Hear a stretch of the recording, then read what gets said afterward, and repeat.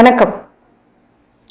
ஓம் விக்னேஸ்வராய நமக. குணதெய்வமான ஸ்ரீ பொன்னம்பல சுவாமி, ஸ்ரீ பொன் முத்து கருப்பு சுவாமி, அங்காள பரமேஸ்வரி, பாப்பாத்தி அம்மன் துணையுடன் இந்த நாள் இனிய நாளாக அமைய அனைவரின் அவரவர் குலதெய்வம் காத்து அருள் பாலித்து பிரம்மாண்ட வெற்றியை கொடுக்க வணங்குகின்றேன். இன்று பிறந்த நாள் மற்றும் திருமண நாள் காணும் அனைத்து சொந்தங்களுக்கும் என்னுடைய நல்வாழ்த்துக்கள். பொதுவா இந்த சனி வக்ரம் எப்ப ஆரம்பிக்குது? ஜூலை 27க்கு அப்புறம் உங்க வாழ்க்கையில ஏற்படக்கூடிய 138 நாட்கள் ஏற்படக்கூடிய ஒரு மாற்றங்களை இந்த பதிவின் மூலம் உங்களுக்கு தெரியும் அப்படின்னு சொல்லலாம். சனி வக்ரம் அப்படின்னா என்னங்க அப்படின்னா, சனி வக்ரத்தை பத்தி நிறைய பேர் சொல்லியிருப்பாங்க. சனி வக்ரம் அப்படின்னாலே அது ஒரு ரெட்ரோகிரேட் அப்படின்னு சொல்லுவாங்க. தட் மீன்ஸ் என்ன அப்படின்னா, நம்மளுக்கு ரிவர்ஸ் பலன் கொடுக்குமா அப்படின்னு கேட்டா அப்படி கிடையாது. வக்ரம் ஆகும்போது சனியோடைய காரகத்துவம் அப்படிங்கிறது, சனியோடைய விஷயங்கள் அப்படிங்கிறது பெரிய அளவுல ஒர்க் ஆகும். சனி வேற மாதிரி வேலை பார்ப்பார், அதாவது பவர் ஆகும் அந்த இடத்துல. அப்ப உங்க ஜாதகத்துல சனி வக்ரமே இருக்குன்னு வச்சுக்கோங்களேன், இன்னும் நல்ல பலனை கொடுக்கும். அப்ப மைனஸ் இன்டூ மைனஸ் பிளஸ்ங்கிற மாதிரி கண்டிப்பா அது ஒரு பாசிட்டிவ் கொடுக்கும். பொதுவா இந்த ஜூலை 27க்கு அப்புறம் 138 நாட்கள் மேஷ ராசிக்கு என்ன பண்ண போகுது? பொதுவா மேஷ ராசினாலே என்ன நம்ம பொதுவா பார்ப்போம்னா, இவங்களுக்கு கோபம் அதிகமா வரும். இல்லைங்க, எல்லாத்துக்கும் கோபம் வரும்ல, எது பண்ணாலும் கோபம் வருமா அப்படின்னு கேட்டா கிடையாது. இவங்க கோபம்னா அந்த கோபம் ரொம்ப நேரமும் நீடிக்காது. இன்னைக்கு ஒரு கோபம் வந்துச்சுன்னா அதை மறந்துடுவாங்க, ஆனா மத்தவங்க மறக்க மாட்டாங்கல்ல நீங்க கோவப்பட்டத. அந்த மாதிரி சில பேர் தான் அந்த வன்மத்துல இருப்பாங்களே தவிர, நீங்க அந்த கோபத்தை அப்பயே மறக்கிற ஆளும் கூட. நல்ல மனசுடையவர்கள், நல்ல மனமுடைய மத்தவங்களுக்கு உதவி பண்ணணும், நல்லது பண்ணணும் அப்படிலாம் நினைக்கக்கூடியவர். ஆனா அந்த கடவுள் நல்லவங்களுக்கு ஒரு சோதனை கொடுப்பார்ல, அதுக்கான காலகட்டம் வரும்ல. அந்த மாதிரி ஒரு காலகட்டம் தான் இந்த சனி வக்ர பீரியட். அந்த என்னங்க, ஏற்கனவே 7.5 சனி இல்லை வக்ரமானாவது ஓரளவுக்கு நல்லா இருக்குன்னு பார்த்தா நீங்க அதையும் மைனஸ் சொல்றீங்க. அப்படி கிடையாதுங்க. நல்லவங்களுக்கு என்னைக்கும் வாழ்க்கை உண்டு, ஆனா கொஞ்சம் சோதிக்கும். அதாவது எப்பவுமே ஒண்ணு சொல்லுவாங்க, ஒரு பழமொழி இருக்கு இல்லையா, எப்படின்னா தர்மத்தின் வாழ்வுத்தனை சூதுக்கவும் இறுதியில் தர்மமே வெல்லும் அப்படின்ற விஷயம் உங்களுக்கு மேஷராசிக்கு பொருந்தும். ஆனா இது கஷ்டமான பீரியடுன்னு சொல்ல முடியாது, உங்களை உருவாக்கக்கூடிய பீரியடுன்னு சொல்லலாம். இப்போ ஒரு எம்பிபிஎஸ் படிக்கிறீங்களோ இல்லை ஏதோ ஒரு டிகிரி படிக்கிறீங்க, ஒரு 5 வருஷம் வெயிட் பண்றீங்க. அதுக்கான காலங்கள் கஷ்டமான காலங்கள் தானே, அதை நோக்கி தானே நீங்க பயணிக்கிறீங்க, உழைக்கிறீங்க. அப்ப அந்த பீரியட்ல உங்களுக்கு நடக்கணும்னு விதி இருக்கு, ஓகேவா?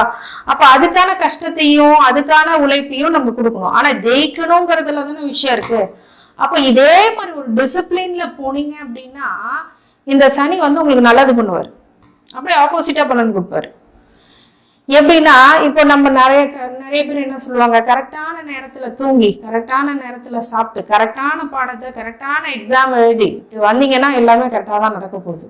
நம்ம என்ன பண்ணுவோம், அப்படிலாம் பண்ண மாட்டோம். நம்மளும் மனுஷன் தானே, ஏதோ பண்ணிட்டு இருப்போம் இல்லையா? அந்த மாதிரி ஏதாவது ஒன்று சேட்டை நம்ம பண்ணோம்னா நம்மளுக்கு அகெயின்ஸ்டா போய் முடியும் அந்த ரிசல்ட். அப்ப அந்த ஒழுக்கம் அது இந்த நேரத்துல ரொம்ப முக்கியம். ஒழுக்கம்னா சரியா பயன்படுத்திக்கிற விஷயம். பொதுவா நல்லொழுக்கம் ரொம்ப நல்லது வாழ்க்கைக்கு.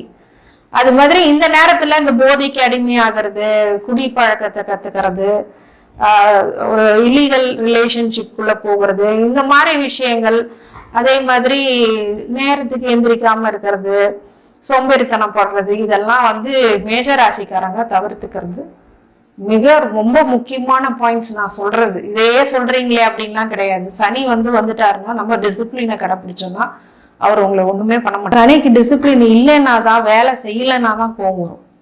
அப்ப வேலை எப்படி செய்யணும், உங்களுக்கு லாங்கான ஒரு கோல் இருக்கணும். ஷார்ட் டேர்ம் கோல் இல்ல, லாங் டேர்ம் கோல் ஒண்ணு வச்சுக்கணும். அப்பதான் உங்களால ஜெயிக்க முடியும். இப்ப நீங்க ஃபியூச்சர்ல இப்படி ஆகணும்னு நினைச்சீங்க, அதுக்கான உழைப்பு இப்ப போட்டீங்கன்னா அதுக்கு சக்சஸ்ஃபுல் தியரி கிடைக்கும். இல்ல நான் ஒன்லி ஷார்ட்ல சீக்கிரமா ஜெயிச்சிடணும், சூதாட்டத்துல ஜெயிக்கணும், ஸ்பெகுலேஷன்ஸ்ல ஜெயிக்கணும், அது கண்டிப்பா முடியாது. இந்த நேரத்துல மிகப்பெரிய நஷ்டம் வரும். ஒருத்தவங்க ஆசையை மூட்டுறாங்கனாலே அவங்க உங்களை ஏமாத்த பாக்குறாங்கன்னா அர்த்தம். அப்ப அந்த ஏமாற்றம் அதிகமாச்சுன்னா நம்ம மன அழுத்தத்துக்கு ஆகும். அப்ப நம்ம என்ன பண்ணணும், அவாய்ட் பண்ணணும். அந்த சுச்சுவேஷனை அவாய்ட் பண்ணும். அப்போ இந்த ஸ்பெக்குலேஷன், காசை நிறைய நம்பி கொடுத்தேங்க, வட்டி நிறைய கிடைக்கும்னாங்க, இன்ட்ரெஸ்ட் அதிகமாக மாதம் மாதம் வருதுன்னா அதை நம்பி போட்டேன், இப்போ நான் ஏமாந்துட்டேன். நிறைய பேரோட பிரச்சனை இப்போ இருக்கு. மேஷராசிக்காரங்க வேகம் இருக்கும் அளவுக்கு யோசிக்க மாட்டாங்க சில இடத்துல. இதே மேஷராசி மேஷ லக்னம்னா இன்னும் கொஞ்சம் கேர்ஃபுல்லா இருக்கணும். புரியுதுங்களா? அப்ப இந்த மாதிரி டைம்ல எங்க எல்லாம் கவனமா இருக்கணும்னு முதல்ல தெரிஞ்சுக்கோங்க. நான் நெகட்டிவா சொல்றேன்னு இல்லை, பாசிட்டிவும் இருக்கு. பாசிட்டிவ் என்னன்னா, நீங்க கொடுக்குற உழைப்பு நிரந்தர வெற்றி ஆகும். கண்டிப்பா கான்ஸ்டன்ட் வெற்றி கொடுக்கும். ஆனா அந்த உழைப்பு அதிகமா இருக்கும்.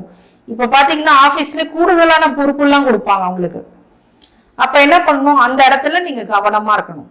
அப்ப எங்கெல்லாம் நீங்க கவனமா இருக்கணும், 12ஆம் இடத்துல சனி வக்ரமாகிறாரு அப்படிங்கும் போது சரியான தூக்கமின்மை இல்லாம இருக்கும். தூக்கமே வர மாட்டேங்குதுங்க, ஸ்ட்ரெஸ் ஆயிடுறேங்க, டிப்ரெஸ் ஆகுறேங்க, ஒருத்தவங்க பண்றதே என்னை ரொம்ப எஃபெக்ட் பண்ணுதுங்க, ஸ்ட்ரெஸ் ஆகுறேங்க, டிப்ரெஷன் ஆகுறேன், நான் ஒருத்தவங்க பண்றதே எனக்கு ரொம்ப கஷ்டமா இருக்குன்னு சொல்லுவீங்க. அதே மாதிரி வெளிநாடு வெளியூர் இப்படி போறதுன்னா போயிடலாம், தப்பு கிடையாது.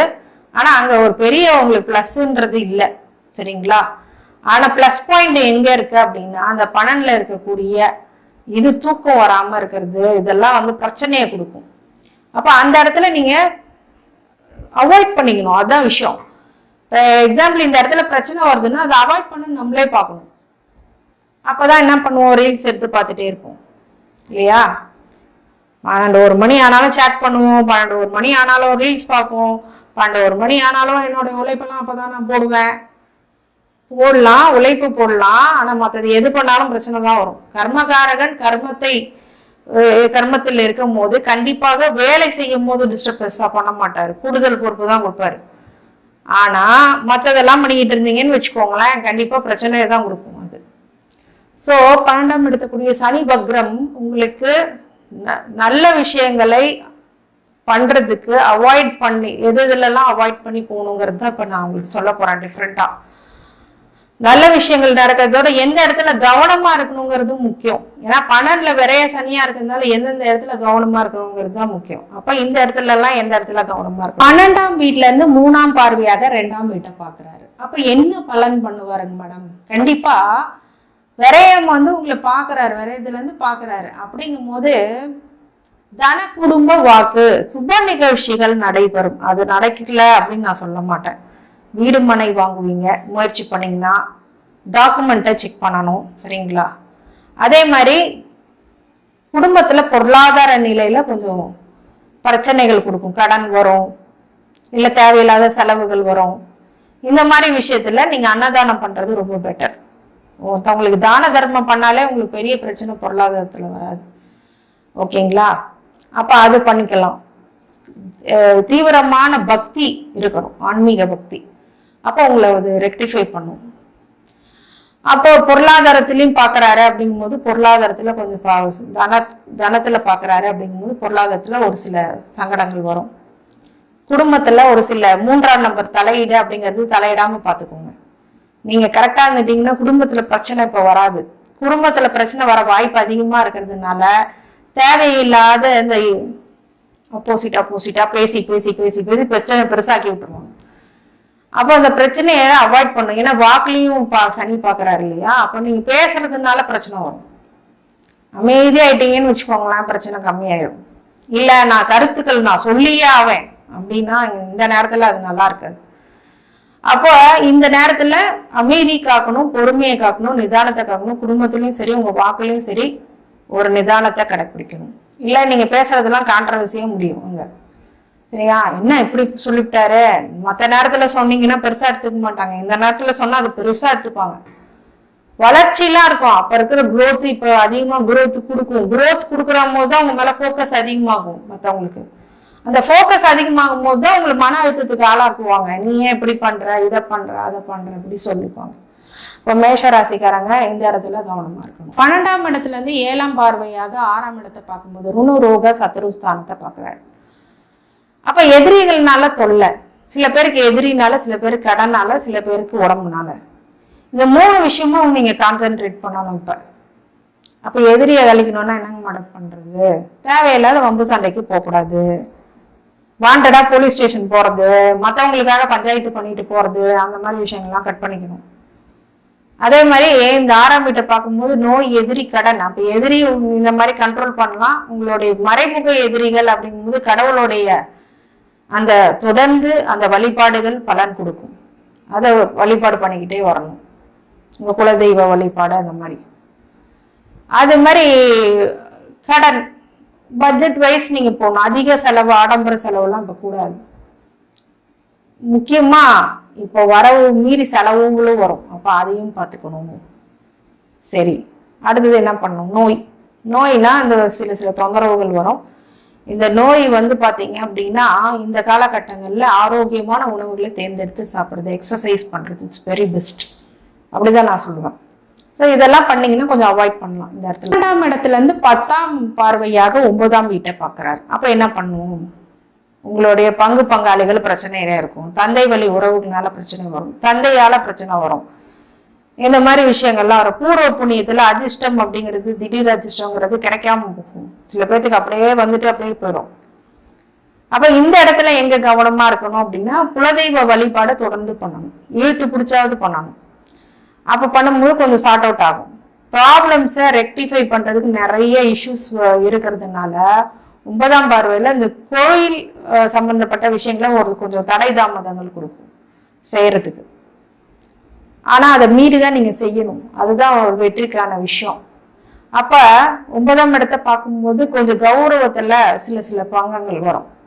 அதனால கொஞ்சம் அவாய்ட் பண்ணுங்க. எல்லாத்தையும் பேசுறது இது பண்ணுங்க. நட்பு வட்டாரத்துல ஒரு பேர் கிடைக்கும். ஆனா ரொம்ப யாரையும் நம்ப கூடாது. இந்த நேரத்துல நம்பி ஏமாறக்கூடாது. ஸ்கேம்ல போய் மாட்டிடக்கூடாது. கடன் வாங்குறேன்னு சொல்லிட்டு ஸ்கேம்ல மாட்டுறது, எதிரியை நம்பி அதாவது நிறைய பணம் வருது நம்பி நம்ம மன உளைச்சலுக்கு ஆளா வருது. இந்த மாதிரி ஸ்பெக்குலேஷன்ஸ் எல்லாத்துலயுமே அவாய்ட் பண்ணும்.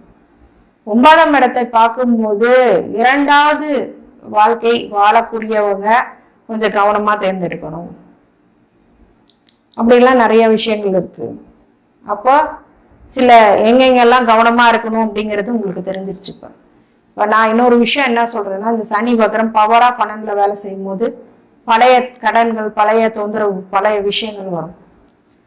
பொதுவாகவே பேட் ஹேபிட்ஸ் ஏதாவது நீங்க மைண்ட்ல வச்சிருந்தீங்க இருக்குது அப்படின்னா அவாய்ட் பண்ணிக்கிறது ரொம்ப நல்லது. இந்த சனி வக்ரத்துல இன்னும் அதிகப்படுத்தி விட்டுரும், பிரச்சனையை அதிகப்படுத்தி விடும். அப்போ இந்த நேரத்துல ரொம்ப கவனமா இருக்கும். எதுல எல்லாங்க எங்க பாசிட்டிவ்னு ஏதாவது சொல்ல முடியுமா? கண்டிப்பா சொல்லலாம். உங்களுக்கு வெற்றி இப்போ கிடைக்கிறது தாமதமானாலும் நிரந்தர வெற்றி கண்டிப்பா கடவுள் கொடுப்பார். டிசிப்ளினா இருந்தீங்கன்னா நீங்க ஜெயிச்சு வருவீங்க. ஓகேங்களா? டிசிப்ளின்னா என்ன?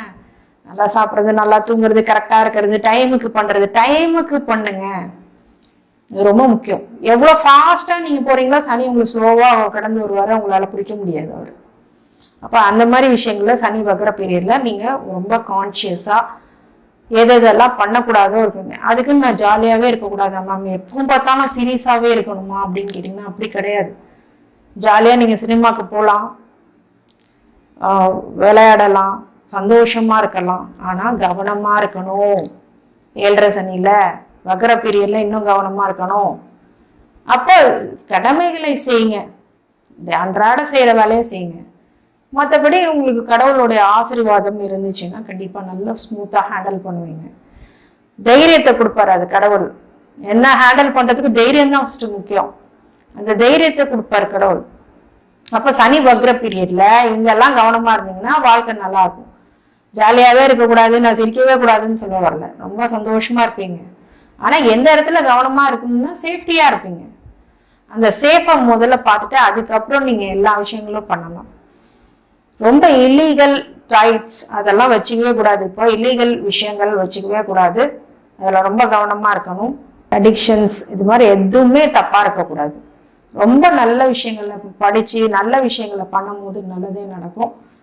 அதே மாதிரி இந்த பீரியட்ல நிறைய உழைப்பு, நிறைய பேருக்கு கூடுதல் பொறுப்பு, கூடுதல் விஷயங்கள் எல்லாமே நடக்க போகுது.